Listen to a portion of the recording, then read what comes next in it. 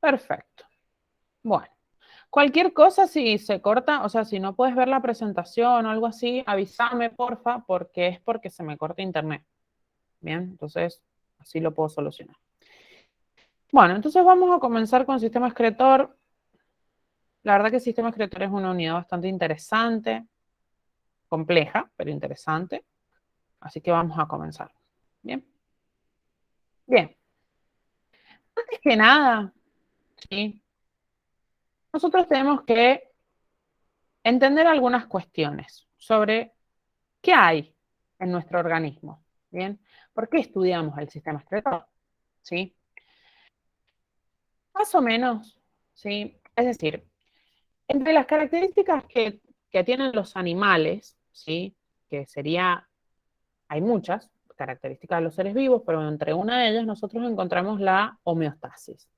Bien, la homeostasis es la capacidad que tenemos los seres vivos de mantener un medio interno constante, aun cuando exista una gran variación de las condiciones ambientales. Bien, es decir, nosotros convivimos en una zona donde hay inviernos muy fríos y veranos muy cálidos y sin embargo nuestro cuerpo se mantiene de igual manera, ¿sí? A una temperatura óptima, ¿sí? Tratando de retener líquidos, etcétera, etcétera. Bien, entonces, ¿por qué es tan importante el control o el hecho de la homeostasis? ¿Sí?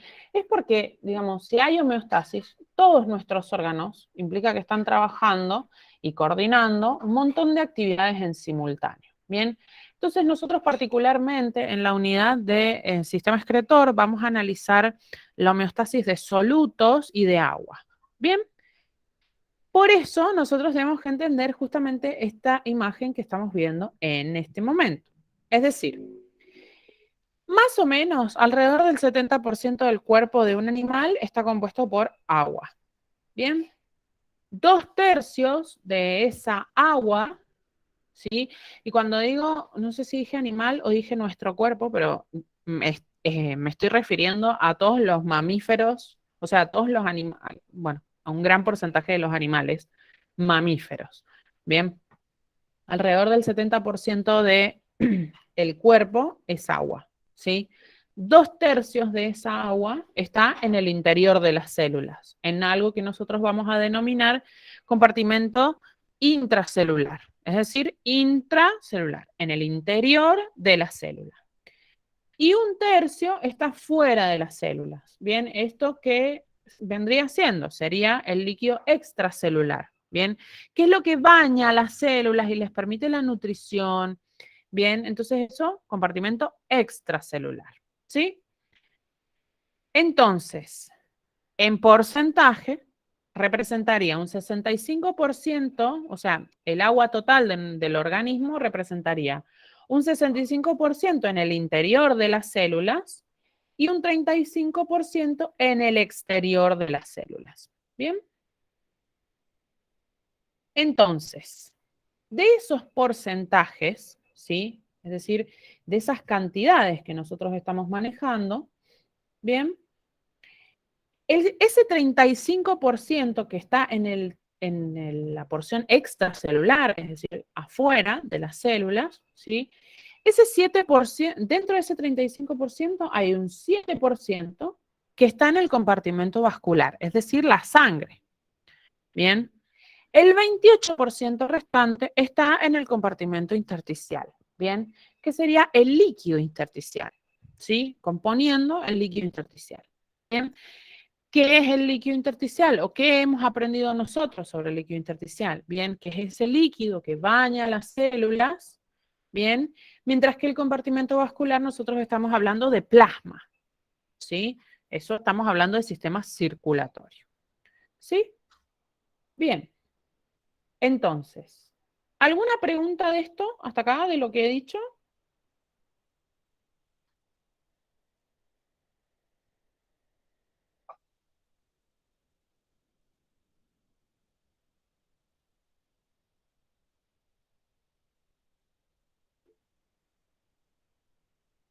Bien, recién empezamos, Jazmín, ¿sabes? O sea, no te preocupes que no sé, había hablado 2 minutos antes que llegaras, así que no te has perdido de mucho. No te preocupes, ¿sí? Bien, entonces, si bien, digamos, para el caso de los vertebrados, el plasma sanguíneo, ¿sí? Únicamente constituye ese 7%, bien, de los líquidos corporales, es muy importante su regulación porque es un factor clave en la homeostasis del medio interno. Bien, recordemos que estamos hablando, o sea, como que vamos a hacer hincapié en la homeostasis de agua y solutos en nuestro organismo, ¿sí? Entonces, la sangre, ¿sí? Lo que hace es darle a las células componentes químicos necesarios, ¿bien? Y permite que además las células eliminen sus desechos.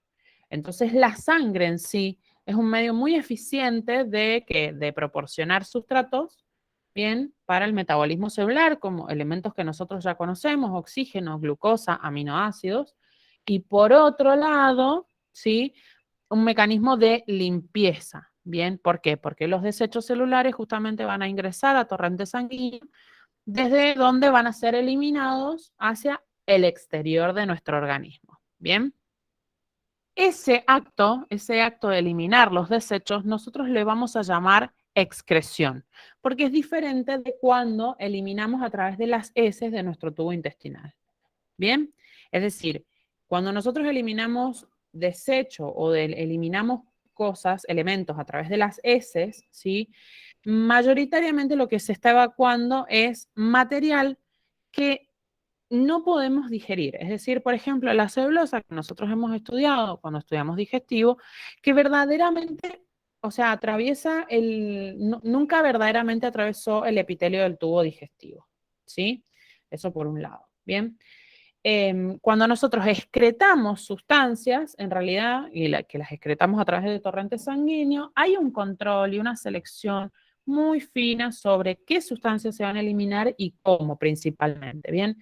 Entonces, sí o sí es necesaria la existencia, la aparición de órganos excretores especiales o específicos, o mejor dicho, especializados, que cumplan justamente, permitan el cumplimiento justamente de esta función de excreción. Bien, entonces, analicemos un poco qué es lo que se excreta, ¿sí? Antes de llegar al órgano especializado, ¿sí? Analicemos qué se excreta. Viene a decir, bueno, sí, estamos hablando de la excreción, pero ¿qué estamos excretando? Bien, entonces, ¿sí? Cuando nosotros, a ver, aguárdenme un segundito, que me parece que me falta un pedazo de power. Aguárdenme un segundo.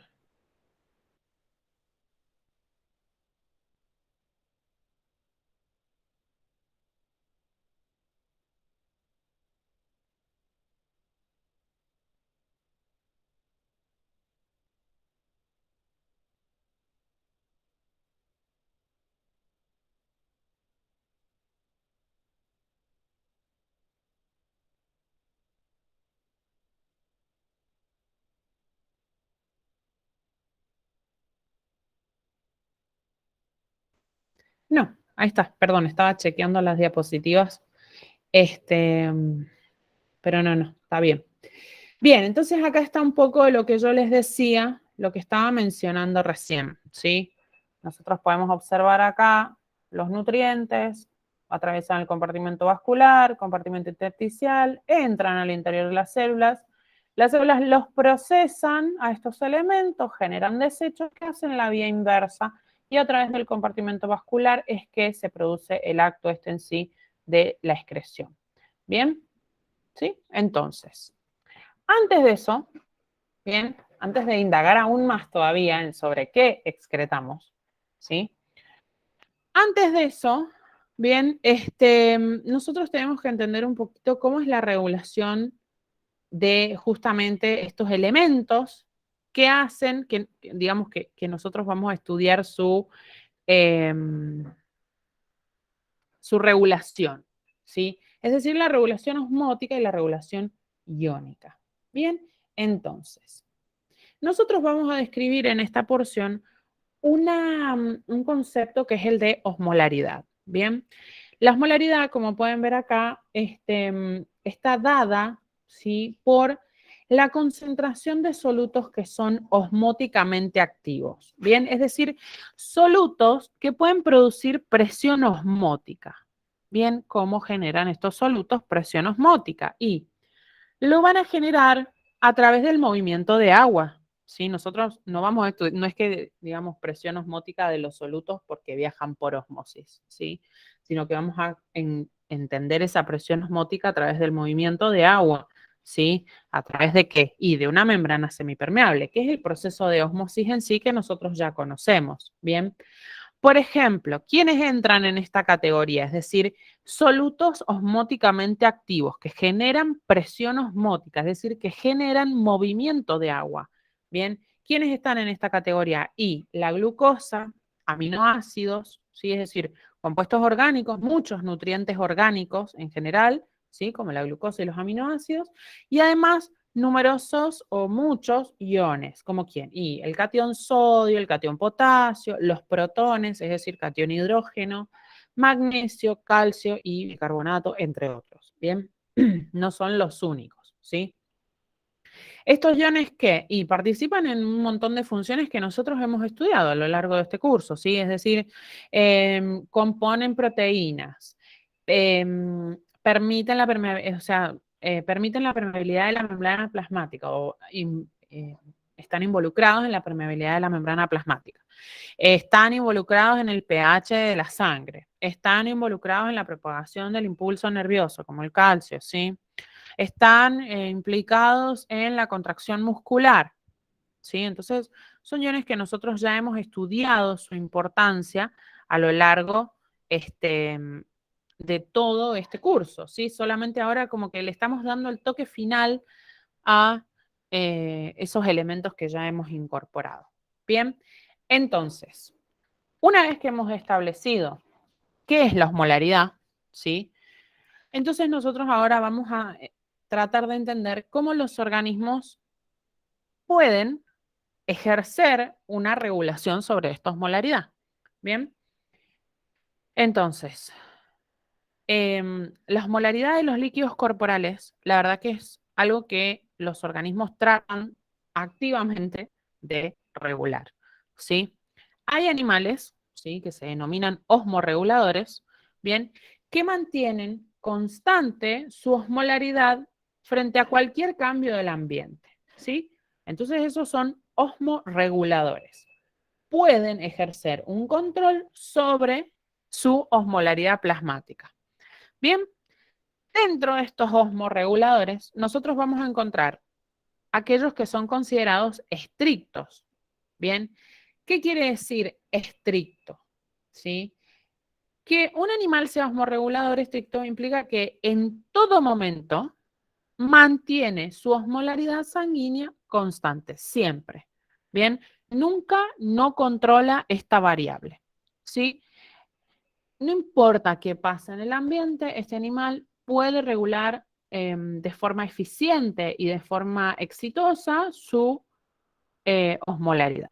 Bien, entonces en esa categoría estaríamos los seres humanos, bien, osmorreguladores estrictos, ¿sí? Que tratamos de mantener a todo momento nuestra osmolaridad sanguínea constante frente a cualquier cambio que pueda haber en el ambiente, ¿sí? Después les aparece acá en el Power, ¿sí? Que les dice osmorreguladores limitados. ¿Qué quiere decir esto? Un osmorregulador limitado implica que sí tiene elementos para controlar su osmorregularidad, ¿bien? Pero únicamente en ciertos intervalos de tiempo, o sea, o ciertos intervalos de variación ambiente. Bien, ¿esto qué quiere decir? Y que van a haber momentos en los que este organismo va a poder controlar su osmolaridad y van a haber momentos en los que no, ¿sí? Pero va a ir de la mano en un cierto intervalo de variación ambiente. Es decir, probablemente frente a, o sea, pueda soportar una gran porción de un cambio ambiental, pero llega un punto en que excede las capacidades de control, entonces directamente ese organismo ya no sigue siendo osmorregulador, sino que pasa a ser un organismo osmoconformador, ¿sí? Es decir, que la osmolaridad interna de esos organismos osmoconformadores es similar o muy parecida a lo que sería la osmolaridad ambiente. Bien, entonces acá podemos ver en un grafiquito, ¿sí?, los diferentes tipos de regulación que hemos mencionado. Fíjense, tenemos los osmorreguladores estrictos, que sería esta línea azul, que es recta, obviamente, ¿sí? Porque su osmolaridad sanguínea, que es esta variable que está acá, se mantiene constante versus la variación del medio, siempre igual. Bien, después tenemos osmorreguladores limitados, como habíamos dicho, donde fíjense que acá probablemente proviene de un lapso de variación, ¿sí?, que no ha controlado la osmolaridad. En toda esta porción ha regulado exitosamente su osmolaridad y en esta porción directamente hay una gran variación, ¿sí? Acá podemos ver en los osmoconformadores, sí, que sería esta línea punteada y abajo tiene la otra línea, donde hay una igualdad interna y externa de osmolaridad, es decir, lo mismo que el ambiente, ¿sí? ¿Alguna pregunta sobre esto?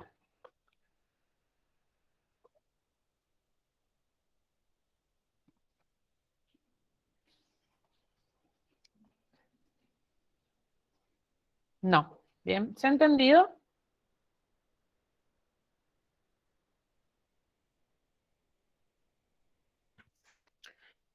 Bien. Perfecto. Continuemos entonces, ¿sí? Ahora sí, analicemos lo siguiente. Bien. ¿Cómo vamos a hacer para controlar, ¿sí? Es decir, ¿cómo hacemos los organismos que vivimos en la Tierra para controlar, sobre todo, nuestro, nuestro contenido, ese contenido acuoso tan importante, ¿sí? Tenemos que saber controlarlo, ¿bien? Es decir, tiene que haber alguna forma de entender cómo es el balance hídrico en el medio terrestre. Bien, entonces, ¿qué sabemos nosotros del medio terrestre? Diferente a los animales que viven en el agua, que están obviamente rodeados de agua, ¿sí? Pero en el hábitat terrestre, ¿sí?, no siempre los animales tienen libre acceso al agua, ya sea dulce, ya sea salada, ¿bien? Entonces, tienen que los animales terrestres regular su contenido de agua con algún mecanismo, ¿sí?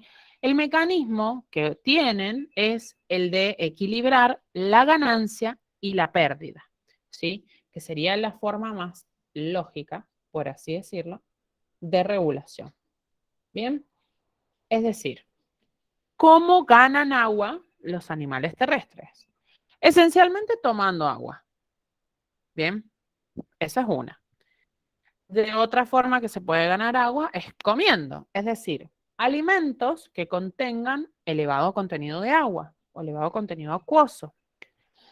Pero otra de las maneras que existe de regular ese contenido de agua es obtener esa agua al final de un proceso metabólico, es decir, como un producto de una reacción metabólica como los procesos oxidativos que ocurren en las mitocondrias. Bien, entonces nosotros nos encontramos con esta distribución. Es decir, estos numeritos que ustedes ven acá, digamos, sería el producto, bien, de la degradación o la oxidación de este elemento que se transforma en esta cantidad de agua. Es decir, si nosotros degradamos, bien, 1 gramo, nuestro cuerpo trabaja, nuestras células trabajan para oxidar, bien, o degradar 1 gramo de lípidos, se obtienen 1.1 gramos de agua, bien. Si trabajamos degradando 1 gramo de glúcidos, vamos a obtener 0,6 gramos de agua. Y si degradamos 1 gramo de proteína, fíjense que poquita cantidad, 0,3 gramos de agua por cada gramo de proteína que nuestro cuerpo haya logrado degradar. Bien, entonces, ¿sí? ¿Qué va a pasar? O sea, muchos animales van a estar sumamente adaptados a su ambiente, ¿sí? Es decir, algunos animales pueden obtener directamente toda el agua que van a necesitar, ¿sí? Directamente de su alimento y de la oxidación de diversas moléculas, ¿sí? Entonces, no van a beber, ¿bien? Hay un animalito particular que se llama la rata canguro que vive toda su vida sin tomar agua, ¿bien? Siempre y cuando esa rata se alimente del contenido adecuado, ¿sí? Es decir, un alimento adecuado. Entonces, ¿qué va a seleccionar? Y va a tener una dieta rica en semillas, o sea, una dieta muy rica en semillas que contienen grasas que al oxidarse generan un elevado contenido de agua. Bien, si en este caso, o sea, si cambiara su alimentación por una semilla rica en proteína, como por ejemplo la soja, ¿sí? Que no es lo mismo una semilla de girasol que una semilla de soja, tienen diferente contenido. Bien, entonces esa oxidación genera poca, o sea, la oxidación de una semilla de soja va a generar poco contenido acuoso, ¿sí? Muy, muy poquita cantidad de agua. Bien, entonces ese animalito se deshidrataría salvo que ingiera agua, ¿sí? Claramente nosotros conocemos animales del desierto como el camello, ¿sí? La estrella del desierto, ¿sí? Que es verdaderamente un animal con un gasto de agua muy bajo y todo su cuerpo está organizado para aprovechar el agua de la forma más eficientemente posible y no desperdiciarla de ninguna manera, ¿sí? Los camellos no tienen glándulas sudoríparas, únicamente salen a buscar alimento cuando la temperatura es baja, ¿sí? O sea, cuando la temperatura del aire ha bajado, entonces esto se realiza durante la noche. Las heces tienen un contenido acuoso mínimo, ¿sí? Y la orina es sumamente concentrada, o sea, casi 4 veces más concentrada que, por ejemplo, la orina humana. Bien, entonces, máxima eliminación de sustancias con la mínima cantidad de agua. Bien, ¿cómo pierde agua? Y a través de la respiración. Pero debido a la forma del hocico que tiene este animal, ¿qué pasa? Bien, como su nariz es tan larga, el aire que expira, es decir, el aire que exhala, se enfría, alcanza a enfriarse y se condensa. Entonces puede reaprovechar una porción de ese aire. Bien, entonces fíjense como sumamente adaptado el camello a la vida en el desierto. Bien, todas esas adaptaciones. ¿Sí? Bien. ¿Alguna pregunta?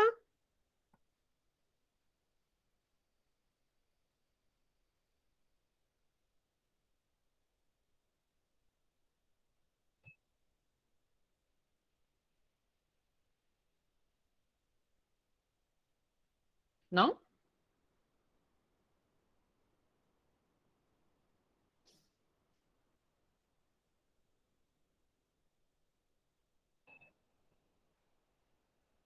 Perfecto.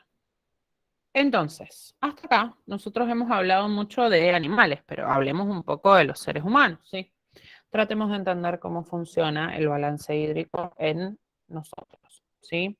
Entonces, eh, ¿cómo, digamos, en el caso del Homo sapiens, ¿sí? Es decir, los seres humanos, ¿bien? Nuestro balance hídrico, o sea, vamos a tener equilibrio hídrico siempre y cuando la cantidad de agua perdida sea igual a la cantidad de agua obtenida, ¿bien? O agua ganada, ¿bien? Entonces, ¿cómo perdemos agua y cómo ganamos agua? ¿Sí? ¿Cómo balanceamos, cómo encontramos ese equilibrio hídrico justamente? Bien, entonces, ¿cómo perdemos agua? Y a través del aire, o sea, cuando expiramos o cuando exhalamos, ¿sí? Ahí estamos perdiendo una porción de agua, ¿sí? Un poco de agua. Se evapora a través de nuestra piel, bien, la orina y las heces, bien. ¿Cómo obtenemos agua? Y a través de la ingesta de alimentos, de líquidos, bien, además del agua que nos aporta, ¿sí?, la oxidación de diferentes moléculas en el alimento, bien. Entonces esa sería la forma en la cual nosotros establecemos este balance hídrico, ¿sí?, cuando lo que ingresa es igual o aproximadamente igual a lo que sale, digamos, o egresa de nuestro organismo. Bien, entonces, en promedio, que son estos valores que estamos viendo ahora en la pantalla, en promedio, ¿sí?, una persona incorpora de forma diaria aproximadamente 2 litros de agua, ¿sí?, a través de qué? Y alimento y a través de bebida, ¿sí?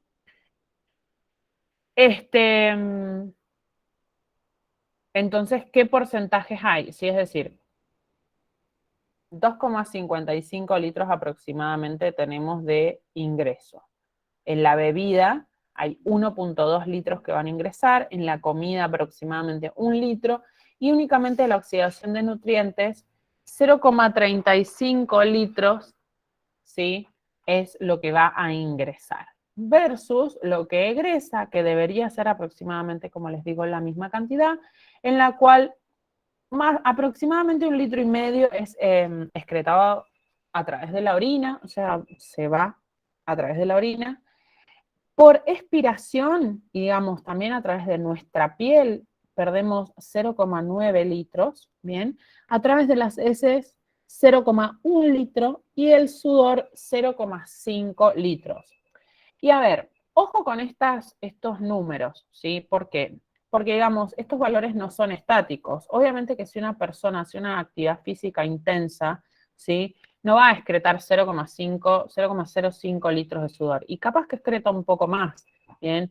Entonces, compensa con un poco más, pero probablemente ingiere un poco más de líquido, ¿sí? Entonces, sepan que estos valores son estereotípicos en estado de reposo y no si estamos haciendo ejercicio o si estamos en condiciones extremas, no sé, de calor o de frío, bien, sepan que no siempre son estos mismos porcentajes, ¿sí? O sea que puede haber una pequeña variación.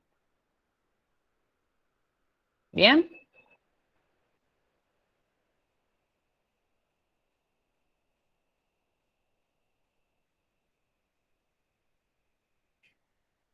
¿Sí?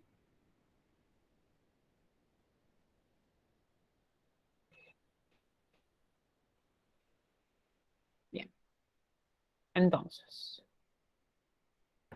¿cuándo se produce esta ruptura del equilibrio hídrico? Es decir, si nosotros estamos en equilibrio, pero ¿qué pasa si no estamos?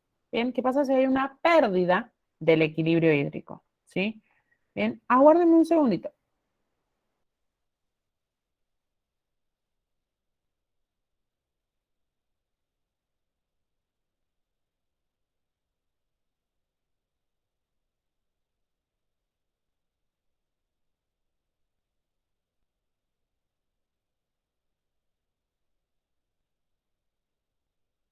Bien, perdón. ¿Sí? Bien, entonces, como les decía, ¿cuándo se produce la ruptura, ¿sí?, de este equilibrio? Bien, cuando hay un desbalance, un desfasaje entre, lógicamente, como habíamos dicho, la pérdida y la ganancia. Bien, entonces ahí es donde surgen diferentes situaciones, como por ejemplo la deshidratación, ¿sí?, que es la pérdida ha superado a la ganancia, entonces incrementa la concentración de solutos en el líquido extracelular, entonces el agua, esa concentración de solutos en el líquido extracelular, tira, por así decirlo, del agua y la saca del interior de las células. Bien, entonces pierde su agua de esa manera. Bien. Esto, sí, o sea, la deshidratación de las mucosas, de las membranas mucosas que están presentes en la cavidad oral, esto hace que nosotros tengamos esa sensación de sequedad en la boca que asociamos a la sed. Bien, hay otras formas o, digamos, ¿qué pasa? Digamos, no, o sea, no es lo único que puede pasar que se produzca la pérdida que supere la ganancia, sino que puede la ganancia además superar la pérdida, es decir, que tengamos de más, agua de más, por así decirlo. Bien, estos casos sí sería, por ejemplo, que en nuestra fisiología haya una anomalía que nos haga retener sales, bien, que esto pasa mucho cuando tenemos enfermedades o patologías renales, bien, o cuando perdemos las proteínas plasmáticas, ¿sí? Y esto hace que se acumule el líquido intersticial y se produce lo que conocemos como edema. Bien, entonces ese sería el caso en el cual la ganancia supera a la pérdida, ¿sí? Bien, entonces, obviamente como les mencionaba recién, con el tema del sudor, ¿sí? Que recién lo mencionaba. El sudor humano tiene sal, ¿sí? O sea, tiene sal. Cuando nosotros, si tenemos una sudoración profusa, es decir, transpiramos mucho, si hacemos una actividad súper intensa, ahora que hace mucho calor, a esta hora salimos a correr, ¿sí? Si después de esa sudoración profusa no, o sea, incorporamos agua, pero no incorporamos sales, ¿sí? De igual manera se produce una disminución en la osmolaridad, ¿bien? ¿En qué? O sea, la osmolaridad de qué? De nuestro plasma. Entonces, el plasma se torna hipotónico con respecto al interior de la célula. Entonces, el agua, ¿sí? Tiende a meterse a las células, ¿bien? Y diluye el contenido, ¿sí? Directamente. Entonces, esto genera, digamos, problemas a nivel sistema nervioso central, ¿sí? La regulación de agua es clave, ¿bien? Genera falencias graves el hecho de que no tengamos agua a disposición. ¿Bien? ¿Alguna pregunta hasta acá?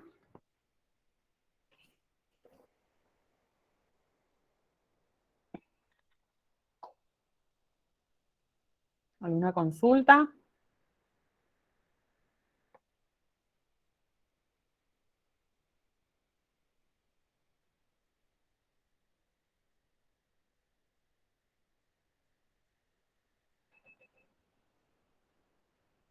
No.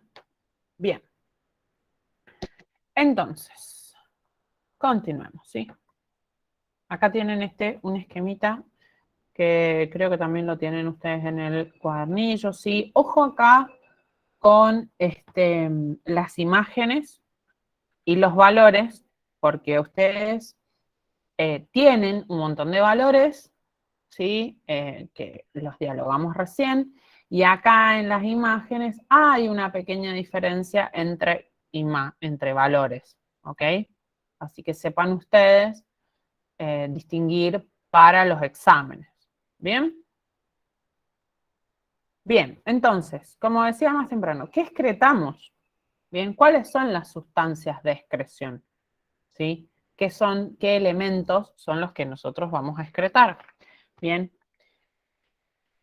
digamos, los productos metabólicos que son de desecho, digamos que las células directamente van a vertir al torrente sanguíneo, es dióxido de carbono y compuestos nitrogenados, ¿sí?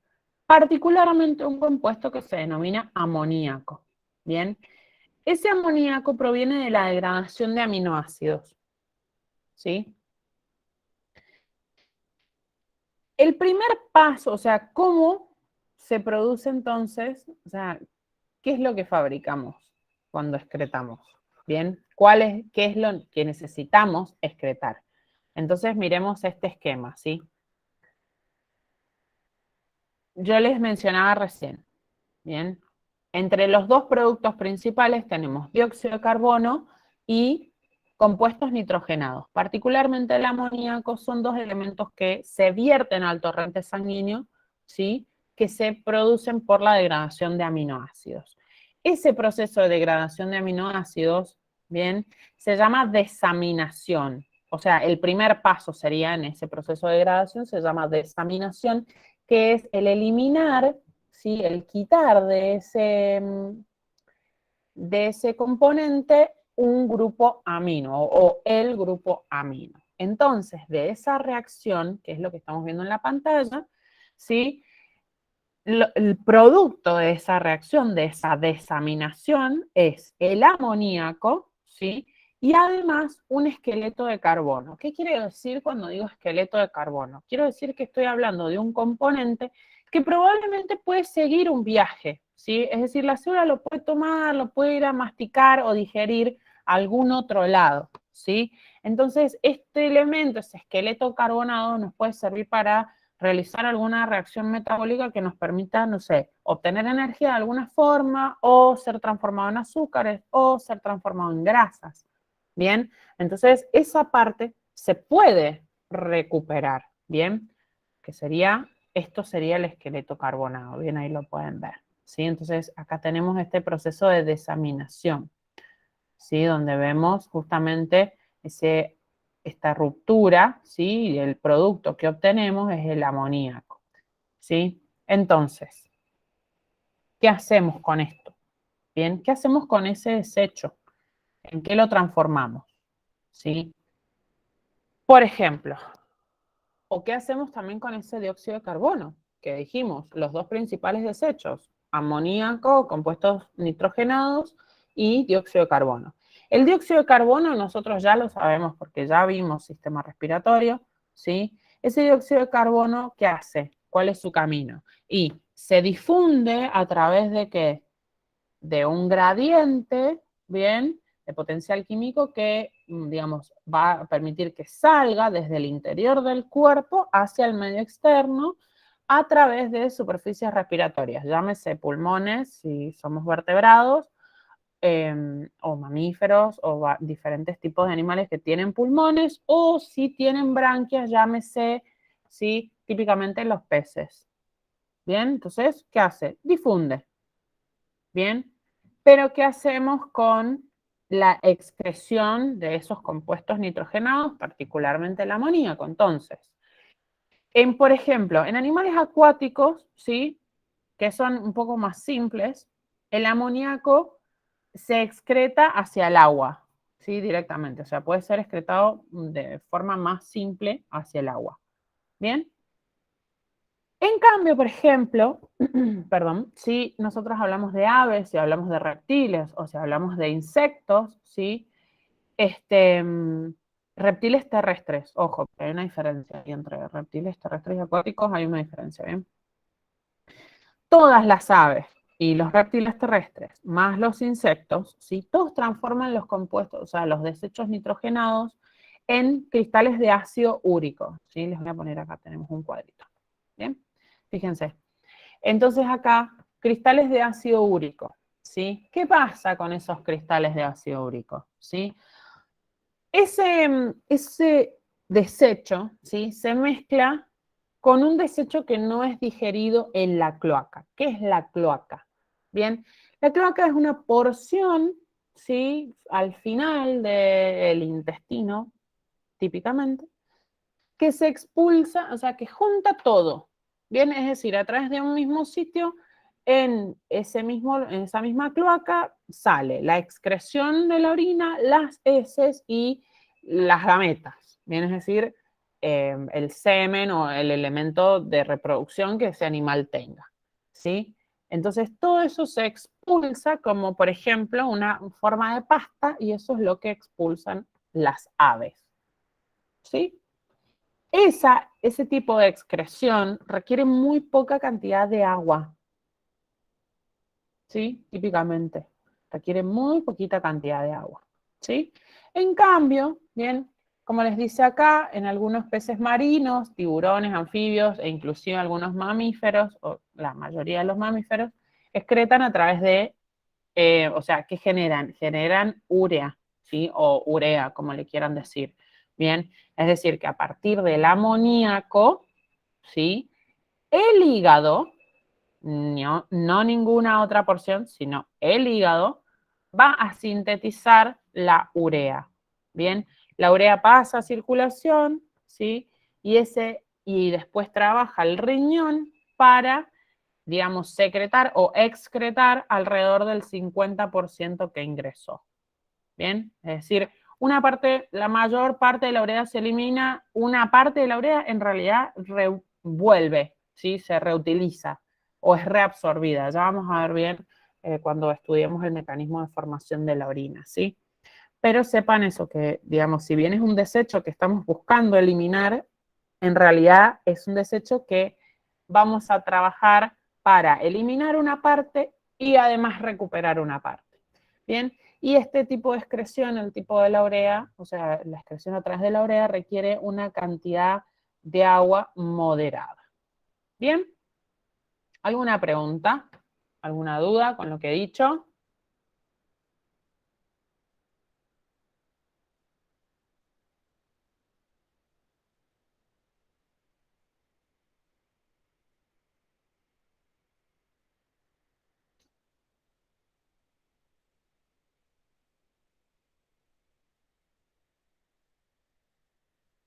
¿No? Bien, entonces, continuemos. Bien, vamos a pasar a la otra diapositiva. Aguárdenme un segundito, por favor, mientras cambio a la diapositiva siguiente, ¿sí? Un segundo.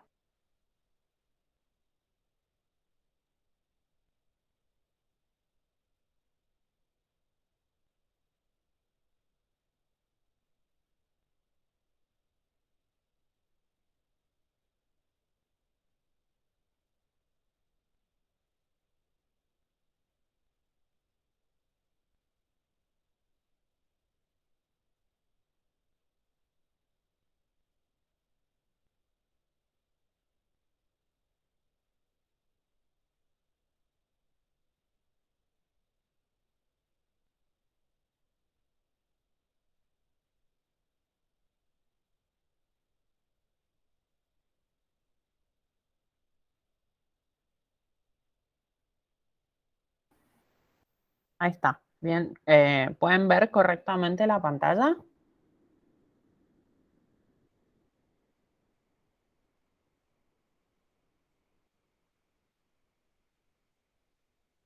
Perfecto. Bien. Bueno, entonces, durante todo este tiempo que hemos estado charlando, nosotros hemos estado hablando de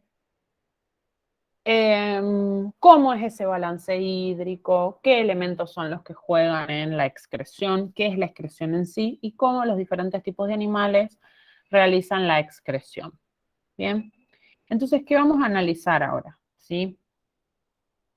Vamos a analizar ese órgano especializado que algunos animales tenemos, que es el riñón. ¿Sí? Vamos a analizar cómo es esa eliminación, digamos, de forma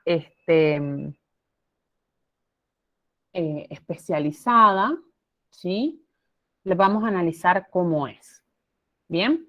Entonces, vamos a analizar un poco, como les decía, la estructura del riñón. ¿Bien? Entonces, eh, todas las funciones complejas que actúan en la regulación de la composición justamente de los fluidos corporales las lleva a cabo principalmente este órgano, ¿sí? El riñón. Bien. Los vertebrados, sí, tienen dos riñones típicamente, bien. En el caso de los seres humanos, estos órganos son de color rojo oscuro, bien, así como tipo color bordeaux. Pero en la parte de afuera, porque en la médula es bastante más pálida su coloración, tienen forma de haba. No sé si alguna vez habrán visto un haba, pero piensen en un poroto colorado, que me parece como una forma también bastante buena de imaginársela, ¿sí? Los riñones tienen aproximadamente 10 centímetros de largo, aproximadamente 5 a 7 centímetros de ancho y tienen un espesor entre 3,5 a 5 centímetros. Bien. En promedio, los riñones pesan entre 135 a 150 gramos, ¿sí? O sea, fíjense que es un órgano contundente dentro de todo, ¿sí? Están situados en la zona lumbar, ¿bien? En la parte posterior, o sea, posterior y superior del abdomen, ¿bien? Están típicamente ubicados en, entre la última vértebra torácica y la tercera lumbar, ¿bien? Por detrás del hígado, por detrás del estómago, por detrás del peritoneo, ¿sí? Es decir, que los riñones son retroperitoneales, ¿bien? Y el derecho está un poco más abajo que el izquierdo porque está a la derecha de nuestro cuerpo, también tenemos el hígado, típicamente, ¿bien? Eso sería, digamos, en cuanto a, como les dice acá, anatomía macroscópica, es decir, ¿qué es lo que vemos cuando vemos un riñón? ¿Bien? Entonces tenemos estos tres elementos, ¿sí? Bien. Fíjense que aparte de esto, ¿sí? Los riñones tienen, primero que nada, tienen la convexidad, perdón, en la cara externa y tienen un polo superior, que es lo que está en contacto con las glándulas suprarrenales, ¿bien? Que es esto que vemos acá. A ver, no sé si en esto se ve acá, ¿bien?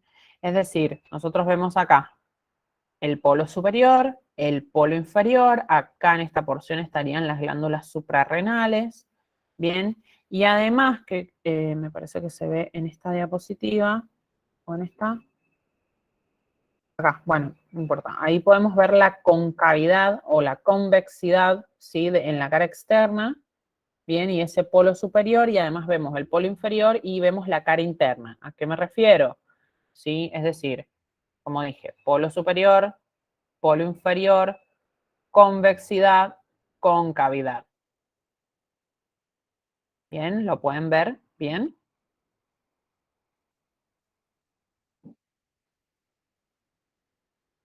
Bien.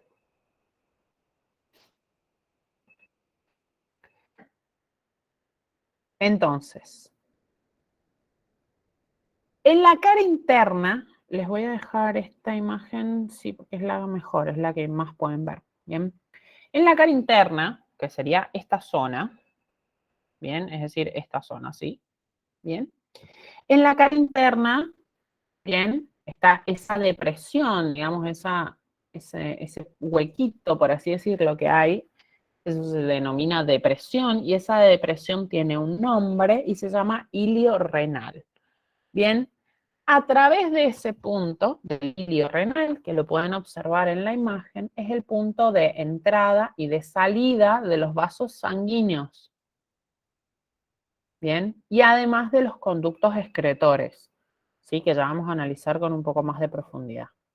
Bien, en el ilio nosotros podemos encontrar la arteria renal, ¿sí? Que proviene de la aorta abdominal, es una ramificación de la aorta abdominal que entra en el ilio, ¿sí? Bien, la podemos observar en la imagen. La arteria renal, ¿sí? Ahí, que sería la rojita, ¿bien? Y podemos ver también la vena renal, ¿sí? Que sale del riñón, ¿sí? Esos son este es el otro elemento, la vena renal, que sale. Una de entrada y otra de salida, ¿sí? A ver, no sé si se ve también en esta. No, no, se sigue viendo mejor acá, ¿sí? Bien. Entonces, además tiene, obviamente, vasos linfáticos, hay nervios, ¿sí? Hay otros elementos, pero esos serían como los elementos principales que nosotros podemos encontrar, ¿sí? Además, hay una estructura que tiene forma de embudo que sale, ¿sí? Del riñón, ¿bien? que es la estructura encargada de recoger la orina que está formada, ¿sí? Por el riñón, o sea, que forma el mismo riñón, ¿bien? Y esa estructura se llama pelvis renal, ¿sí? Que es esta estructura que podemos ver acá. Bien, que no podemos ver su forma completa, bien, pero es esta estructura. Fíjense que acá vemos el riñón con la glándula suprarrenal y todo. Bien, no la había visto. ¿Sí? Fíjense que acá podemos ver con más detalle esa pelvis renal, ¿sí? Esa forma de embudo, por así decirlo. Bien, esa pelvis renal se continúa con el uréter.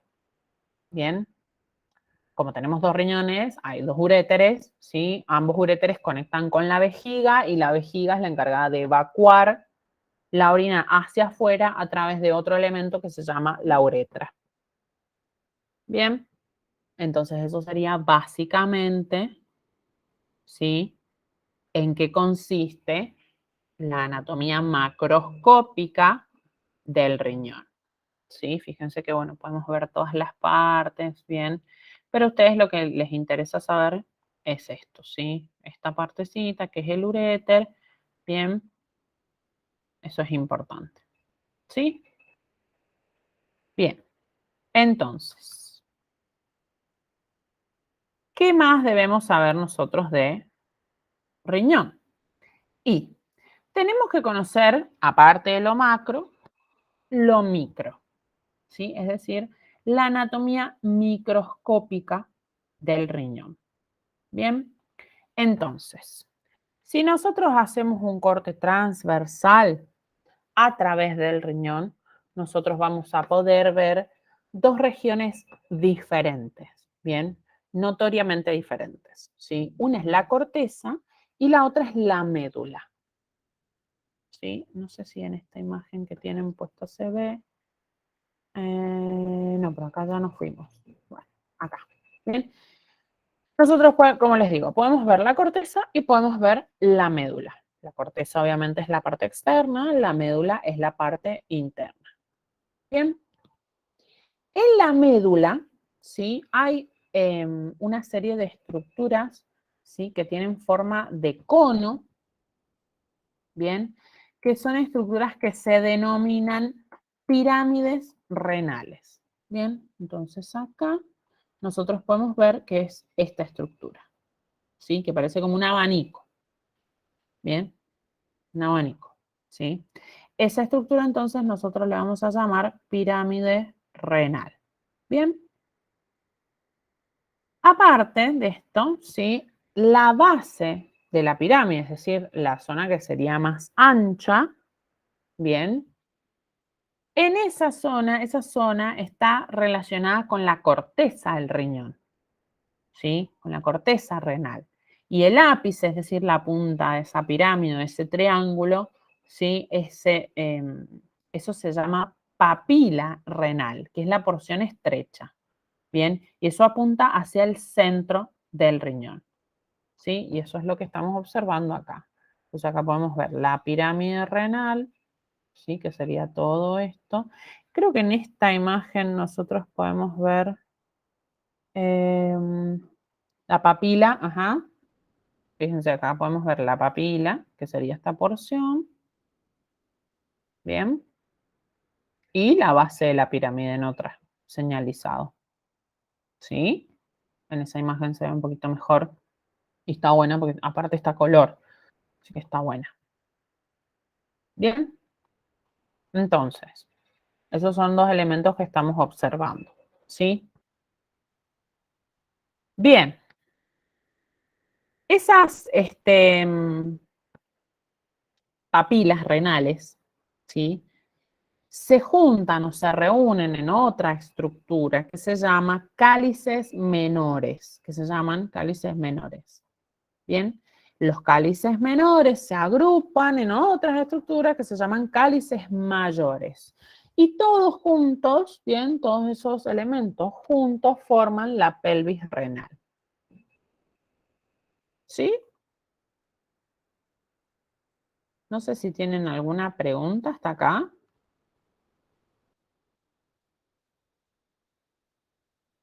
¿Alguna consulta?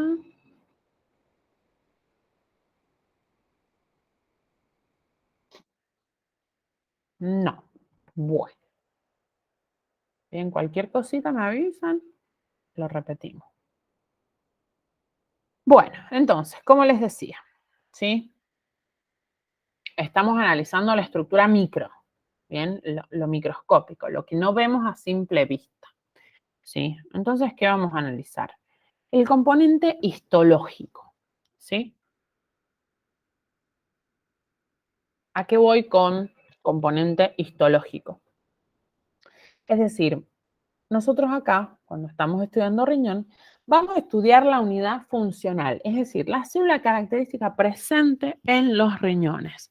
En el caso de, como les decía, el riñón, su unidad funcional, su célula característica, ¿sí? Su unidad histológica es justamente el nefrón o la nefrona. ¿Sí? Es lo mismo, la pueden encontrar de las dos maneras, es exactamente lo mismo. Bien, entonces eso es lo que vamos a ver y estudiar a continuación. ¿Sí? Fíjense que acá les dice que cada riñón tiene 1.000.000 de nefronas, o sea, una barbaridad, ¿sí?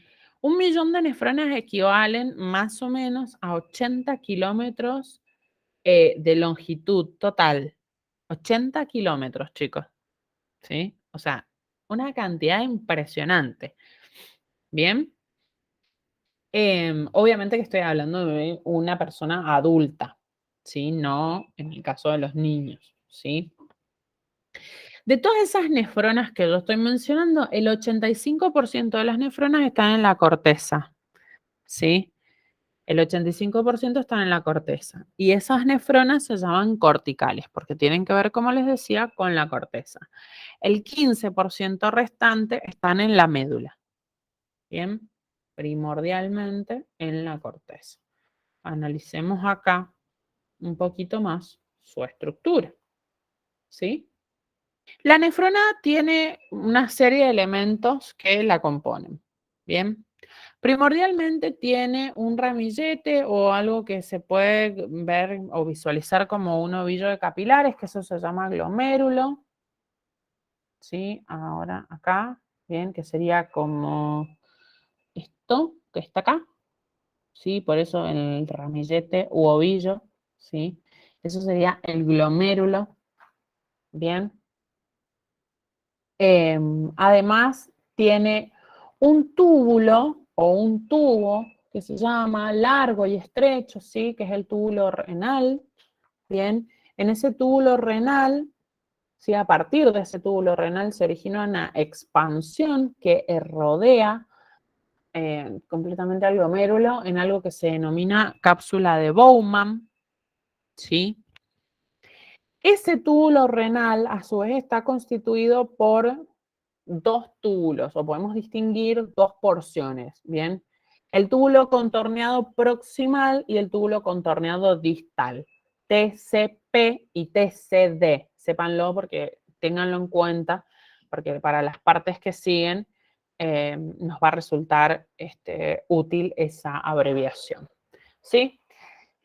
En el caso de esas porciones que yo mencioné, ¿sí? Es decir, el túbulo contorneado proximal y el túbulo contorneado distal, para los seres humanos y otros mamíferos, eso, ¿sí? Ambos túbulos están conectados por otra porción, y esa porción se llama asa de Henle, ¿bien? Que no sé si la podemos visualizar bien en esta imagen, a ver si tenemos otra imagen. Bien, acá podemos ver, ¿sí? Fíjense. Vemos, ay, perdón, vemos acá el glomérulo, ¿sí? Envuelto, ¿sí? Por esa prolongación del túbulo renal que genera la cápsula de Bowman, ¿sí? Podemos ver la porción distal y la porción proximal. Fíjense que sería como esta, la porción proximal, y esta la porción distal. Y ahí vemos, sí, aparte, fíjense, bueno, en esta imagen acá podemos ver la porción que lo conecta, que es el asa de Henle, sí, ya vamos a estudiar un poquito mejor la estructura del asa, porque es así, o sea, no es que está mal dibujada, sino que se ve así como está ahí en la imagen, una parte más gordita, entre comillas, una parte más flaquita, ¿bien? Ahí podemos ver, y aparte podemos ver en esta imagen, está buena porque podemos ver la irrigación.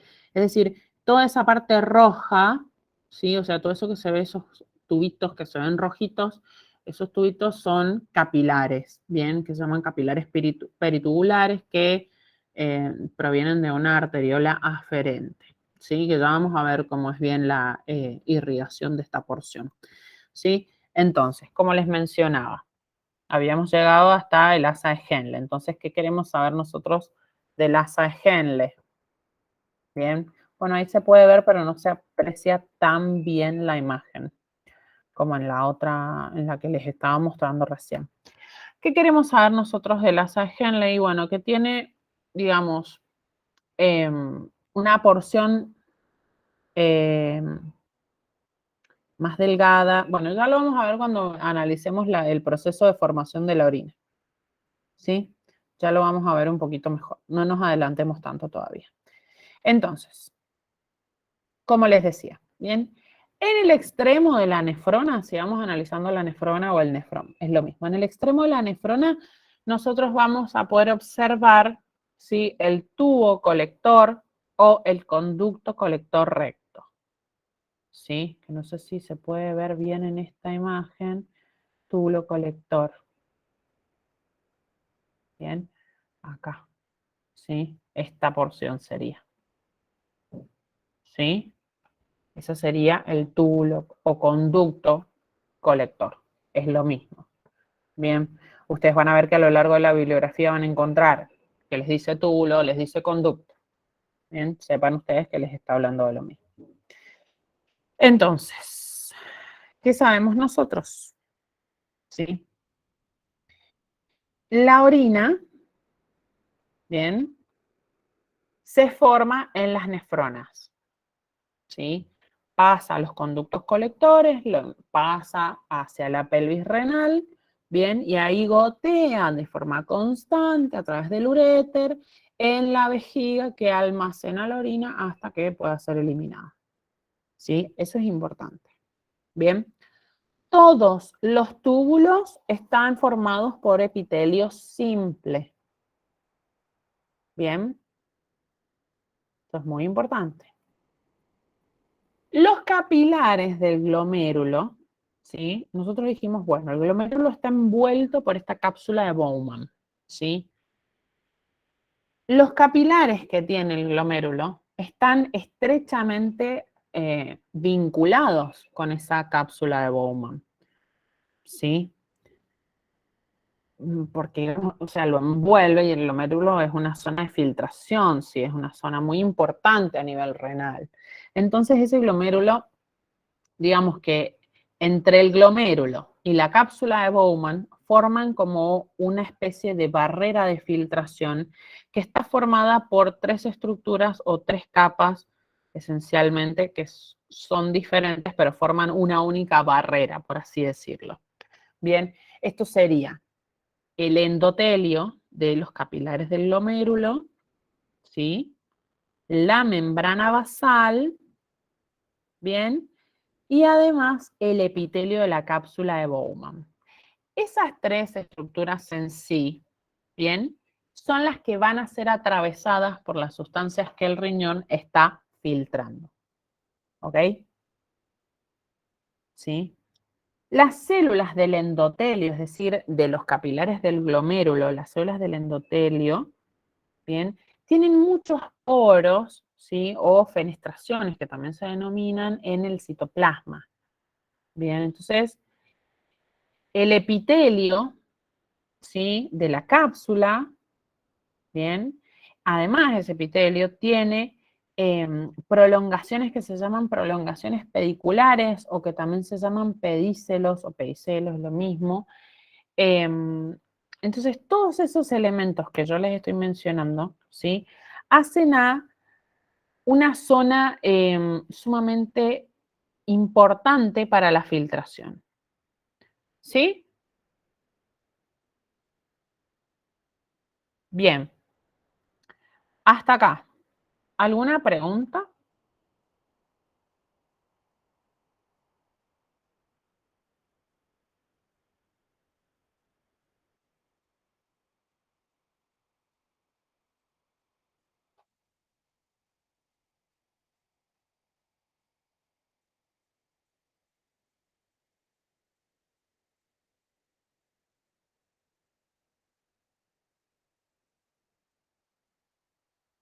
¿Alguna duda?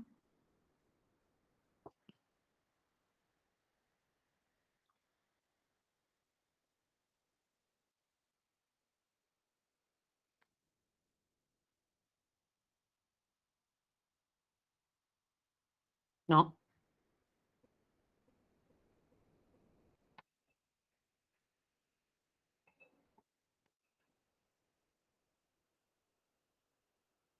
Bueno, cualquier cosa me avisan, ¿sí? Bien, entonces,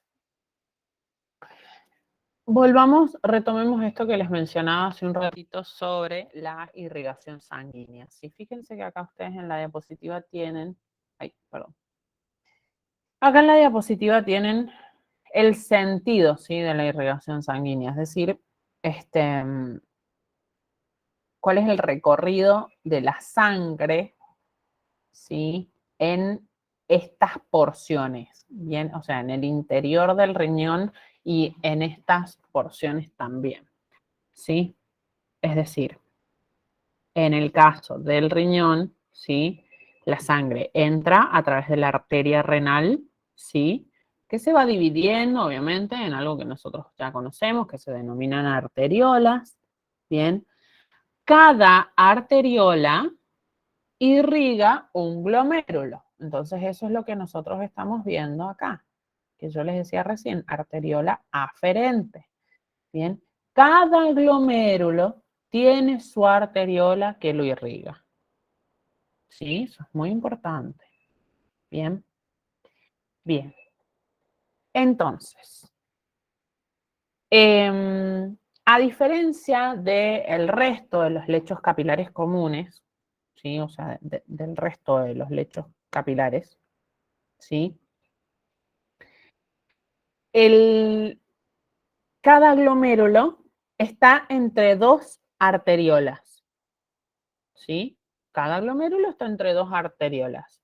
La de entrada se llama arteriola aferente y la de salida se llama arteriola eferente, que es algo que ustedes pueden inferir, digamos, de lo que están viendo, ¿sí? Por los colores de los elementos que están analizando acá en la pantalla.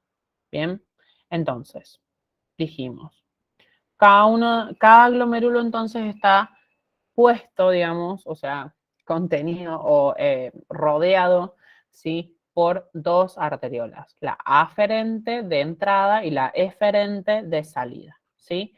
La arteriola eferente, a su vez, está dividida en, ¿qué? Capilares, ¿bien? Capilares peritubulares, ¿sí? Esto quiere decir que está alrededor de los túbulos, ¿bien? Esos capilares están rodeando el túbulo renal, ¿sí? Los capilares, ¿qué hacen? Luego se juntan, forman una vénula, la vénula desemboca en la vena renal, ¿bien? Entonces, la arteriola eferente termina siendo un vaso porta, ¿sí? Ojo con eso,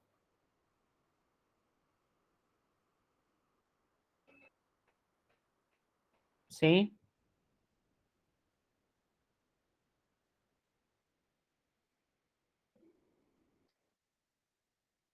¿Bien? ¿Vienen bien? ¿Se perdieron? ¿Qué pasó?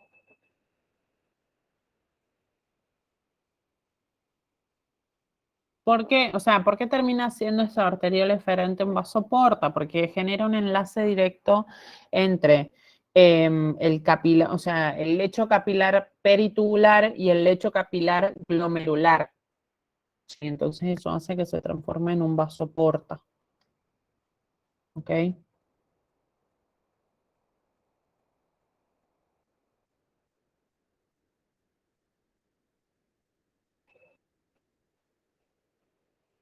¿Sí?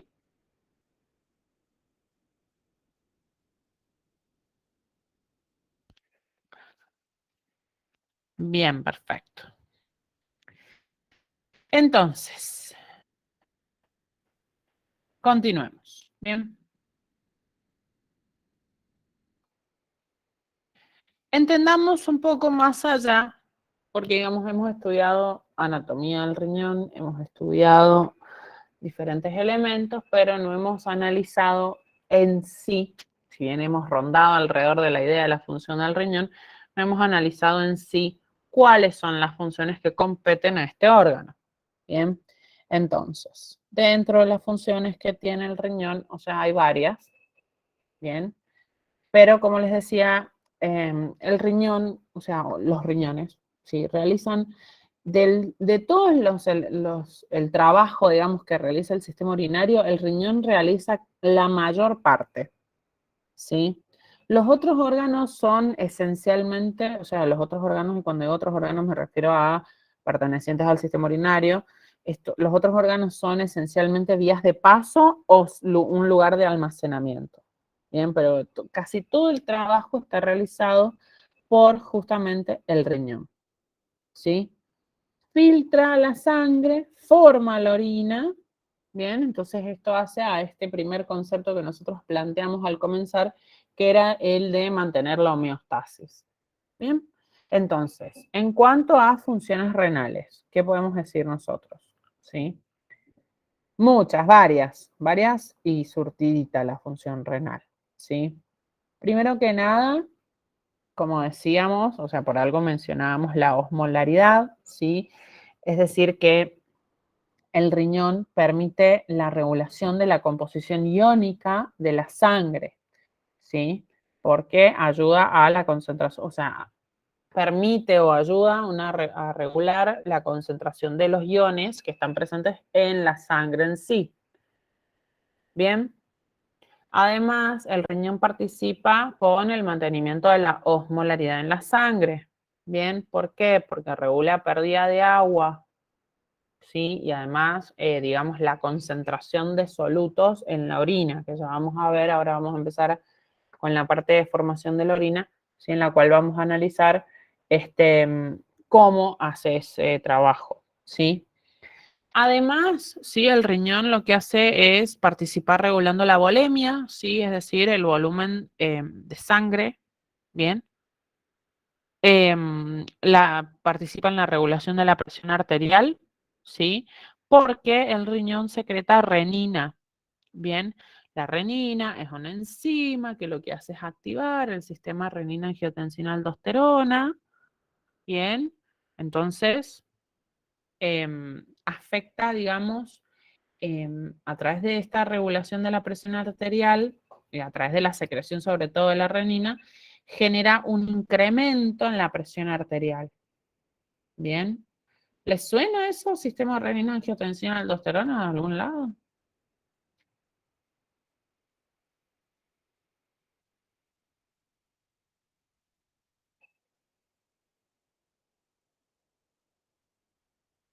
Así como algún que ya lo hemos escuchado. Sí, bien.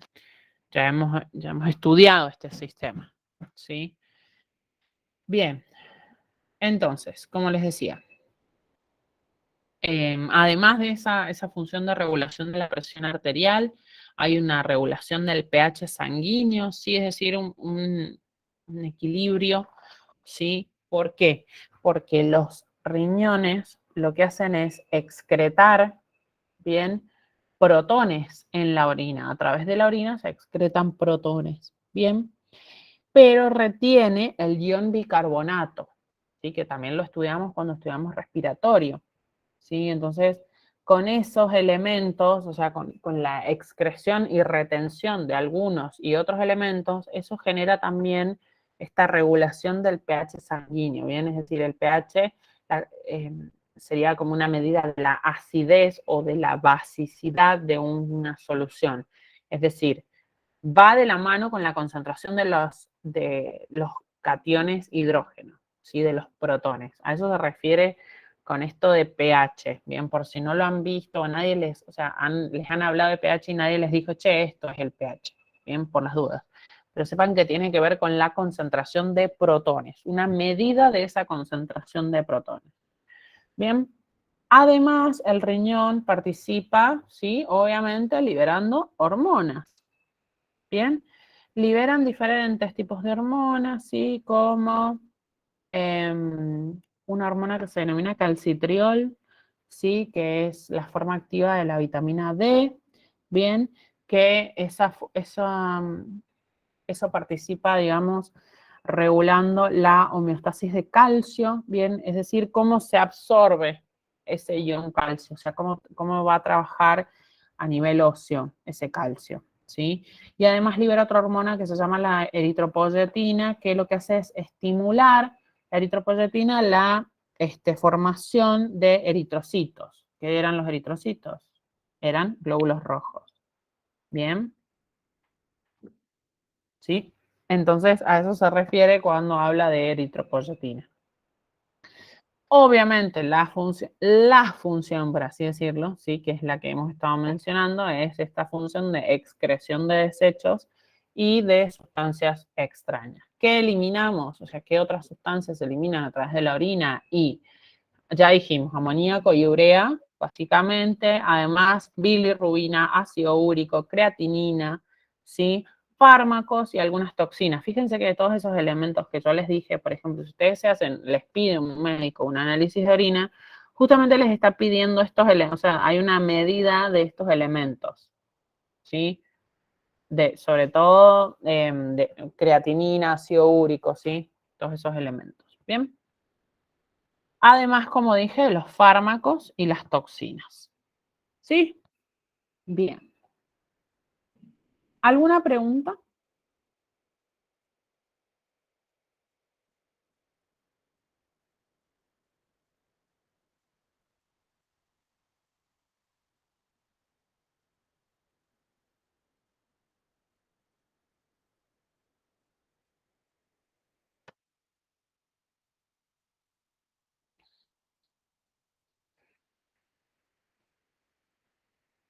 No. Muy bien. Bueno, entonces vamos a comenzar hoy y lo vamos a retomar mañana, ¿sí? Ya, como les dije, recuerden que hoy estamos hasta las 16:45, mañana estamos hasta las 16:30, ¿sí? Ay, perdón. Vamos a empezar a analizar un poquito el mecanismo de formación de la orina. Bien, entonces, el proceso de formación de la orina consiste en 4 etapas o 4 pasos. 4 pasos me gusta un poco más que etapas, ¿sí? Pero, digamos, serían pasos porque cada paso es un mecanismo de formación. Bien, es decir, la orina se fabrica en 4 mecanismos: filtración, reabsorción, secreción y excreción en sí.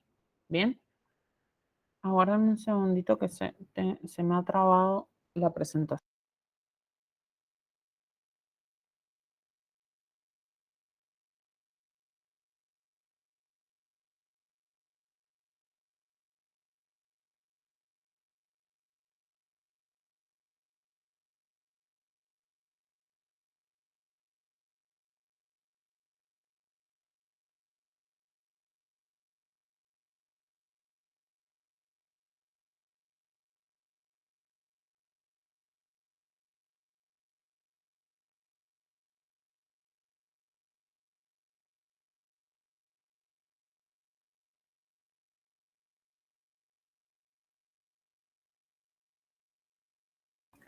Bien, entonces, analicemos este proceso. Como dijimos, 4 mecanismos básicos, ¿sí? Filtración, acá como que les da dónde se produce cada elemento, ¿sí? Cada mecanismo. La filtración a nivel glomerular, ¿sí? La reabsorción y la secreción, que son 2 pasos que están como bastante juntos, eh, se producen a lo largo del túbulo renal, es decir, a causa de la interacción con los capilares peritubulares, y luego la excreción en sí. Bien, entonces, vamos con la filtración.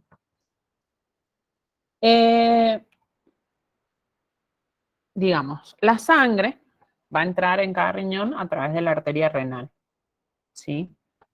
Nosotros dijimos, bueno, esta arteria renal se ramifica, qué sé yo, hasta formar los capilares glomerulares. Bien.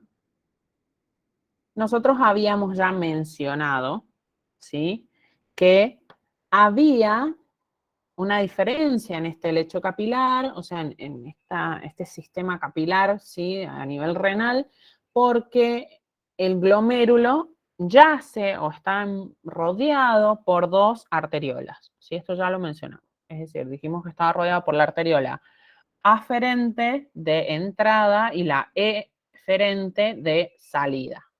Bien. Acá vamos a tener un factor, cuando hablamos de filtración, de la tasa de filtración glomerular. ¿Qué quiere decir esto cuando digo tasa de filtración glomerular? Bien, yo estoy hablando de cantidad de plasma que puede ser filtrado, o sea, que es filtrado, de hecho, por unidad de tiempo. Y esto depende de forma directa, ¿sí?, de la presión sanguínea que ejerce, o sea, que se vaya a ejercer en esos capilares glomerulares. Bien.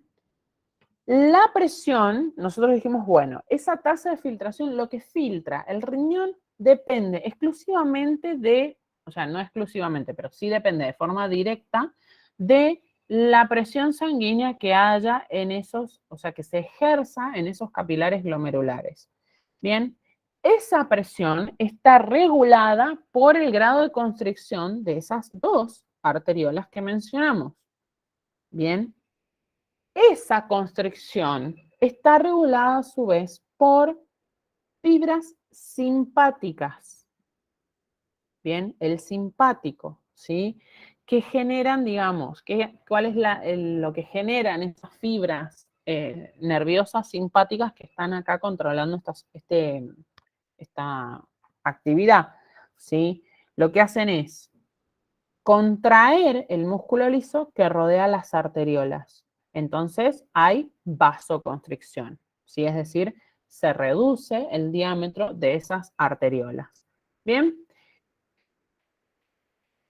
Esto, digamos, en condiciones normales, siempre que no haya ninguna patología ni ninguna anomalía fisiológica del riñón, ¿sí? Esto es una constricción coordinada, es decir, ambas arteriolas están reguladas, ¿bien? Y la presión glomerular, es decir, la presión sanguínea a nivel glomerular está regulada, ¿sí? O sea, estabilizada, ¿bien?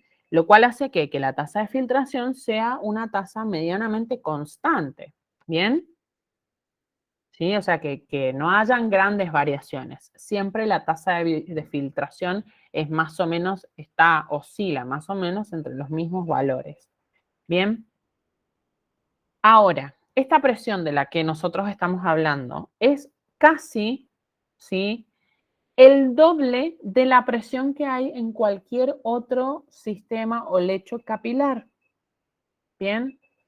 Entonces, digamos, del plasma sanguíneo, o sea, de aproximadamente un quinto del plasma sanguíneo que va a entrar en los riñones, va a pasar, ¿sí?, a través de la luz del túbulo renal y va a atravesar las dos barreras que nosotros hemos mencionado. O sea, mencionamos esa triple barrera recién.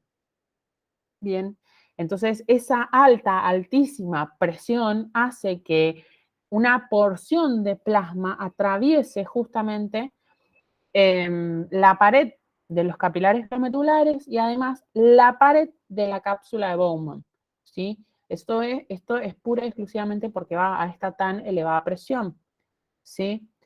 Pero, digamos, en el caso de que hubiese, por ejemplo, una hemorragia, ¿sí?, que estuviésemos perdiendo sangre, ¿bien?, nuestro simpático haría una vasoconstricción, ¿sí? ¿A dónde? Y en todas las arteriolas aferentes que hay en el riñón. Entonces esto reduciría de forma muy importante el flujo sanguíneo renal, la presión sanguínea de los glomérulos decaería y en consecuencia la tasa de filtración glomerular también se vería afectada. Bien, esto es importante que hagan estas relaciones porque esto implica que, digamos, eventualmente, ¿sí? En alguna pregunta de examen o algo por el estilo, esto implica que se les pueden llegar a preguntar que ustedes puedan realizar esta relación, ¿sí? ¿Bien? ¿Hasta acá vienen bien?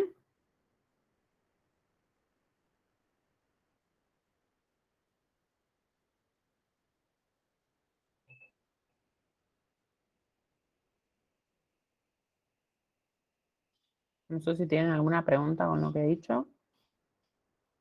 Sí. Bien. Bien, entonces, este proceso, digamos, de filtración, es el primer paso del proceso de formación de la orina. Bien. Hasta acá, digamos, o sea, digamos, acá no van a haber moléculas grandes, ¿sí? Porque no pueden atravesar las paredes de los capilares, y esto nosotros ya lo hemos entendido cuando estudiamos circulatorio, ¿sí? Acá, digamos, el filtrado tiene una composición muy similar a la composición plasmática, o sea, del plasma sanguíneo, ¿bien? Entonces, muy parecido en cuanto a composición, ¿sí? Bien. Entonces, hagamos mención de un poquito de la reabsorción, ¿sí? Y vamos a cortar, vamos a dejar acá, si mañana lo podemos retomar, pero bueno, podemos repasar, digamos, todo esto que hemos mencionado. Bien, bien, entonces, reabsorción, ¿sí? Como les dije, reabsorción y secreción son dos pasos o dos mecanismos que están bastante relacionados entre sí. Bien.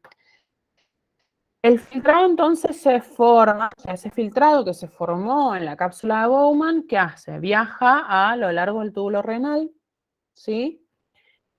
Primero por el TCP, es decir, el túbulo contorneo proximal. Bien. El TCP, o sea, las paredes del TCP, digamos, a nivel epitelial, está compuesto por células especializadas en transporte activo. Bien. Especializadas en transporte activo. Activamente la célula está trabajando para transportar sustancias. Ojo con esto, con estas aclaraciones que les estoy haciendo, ¿sí? En esta porción, en el TCP, ¿bien? Del filtrado inicial se reabsorbe el 75%. Quiere decir, 75% del volumen del filtrado inicial se reabsorbe acá. ¿Bien? ¿Esto qué quiere decir? Que casi, o sea, la mayor parte del agua y de aquellos solutos que entraron en la cápsula de Bowman en el proceso de filtración, acá, en este paso, van a ser reabsorbidos. ¿Hacia dónde? Y hacia los capilares. ¿Bien? ¿Sí? O sea, los capilares peritubulares, que son aquellos que van a irrigar el túbulo proximal, el TCP. ¿Bien? Entonces, ¿qué se reabsorbe? ¿Qué cosas ingresan por reabsorción? ¿Sí? Fíjense, creo que ahí les dice, sí, acá. ¿Qué cosas ingresan por reabsorción? ¿Sí? O ¿qué se reabsorbe, mejor dicho? Mejor formulada la pregunta. El 100% de la glucosa se reabsorbe. ¿Sí? La mayor parte de los aminoácidos y la mayor parte de las vitaminas se reabsorbe. Bien. Y además, muchos solutos se reabsorben por transporte activo. No se olviden de esto, ¿sí? Transporte activo. Bien, el riñón es una zona de alto requerimiento energético, ¿sí? O sea, en sí la excreción, la excreción renal en sí es muy eficiente. Bien. porque se filtra, digamos, hay una gran cantidad, o sea, una cantidad bastante importante de plasma que está siendo filtrado, que se filtra, con lo que, digamos, se maximiza el acto de la depuración, del eliminar elementos de la sangre, ¿sí? Pero efectivamente, o sea, de forma específica, hay ciertas sustancias orgánicas e inorgánicas que se van a conservar, ¿sí? Porque el organismo necesita retenerlas o reabsorberlas de forma selectiva. ¿Bien? Aparte dijimos, bueno, el segundo, o sea, yo les dije reabsorción y secreción, bien, que están como íntimamente vinculados. Entonces, otra cosa que hace o que se lleva a cabo en los túbulos contorneados, ¿sí? Es esto, el proceso de secreción. La secreción es activa. ¿A dónde van las sustancias? ¿Sí? La secreción es desde la sangre hacia el interior de la nefrona. Ojo, ¿bien? Entonces, principalmente la secreción se produce en el TCD, ¿bien? Túbulo contorneado distal, ¿sí?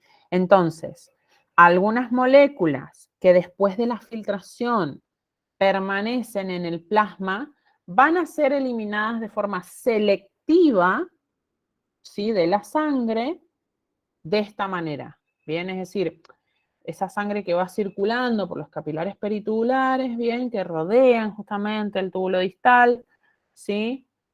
O sea, se va a producir la eliminación de esas sustancias. Bien. ¿Hasta acá vienen bien?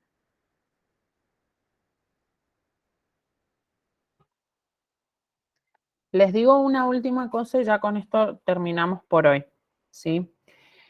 Ustedes tienen que saber que si bien nosotros estamos hablando de riñón, tienen que entender que es muy importante el papel que cumple el hígado, ¿sí? O sea, nosotros estamos hablando del sistema excretor, pero es muy importante el papel del hígado, ¿sí?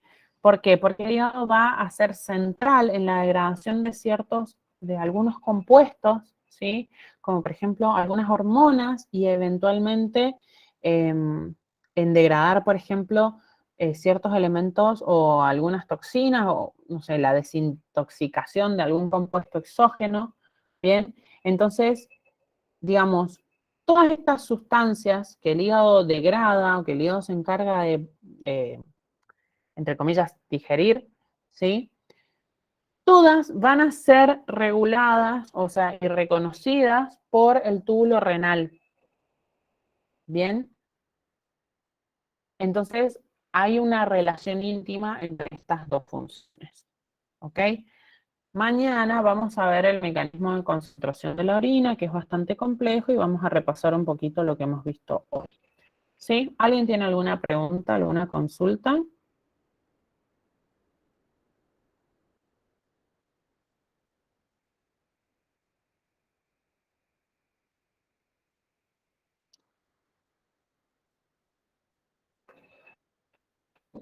Bueno, gente. Entonces, nos vemos mañana a las 15.